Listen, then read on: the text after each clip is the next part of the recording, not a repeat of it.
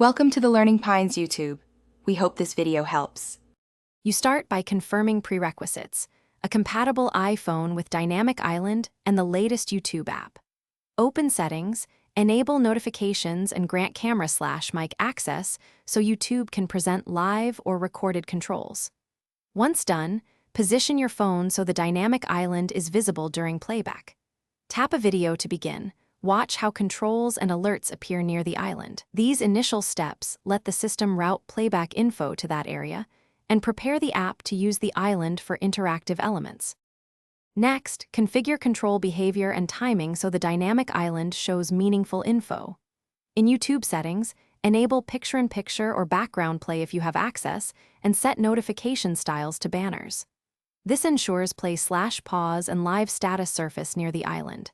Test with a short clip and interact, seek, pause, or switch apps so you can see how the island updates. Make sure to note any delay. Adjusting notification and background app refresh settings reduces lag and improves responsiveness. To finish, verify final settings and confirm the experience across use cases.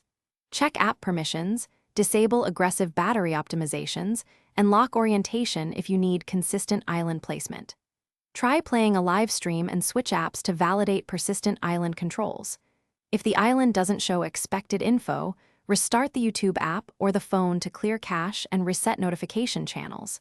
If problems persist, reinstall YouTube. That often restores proper signaling between the app and Dynamic Island System UI. Thanks for watching. Consider subscribing if we helped you.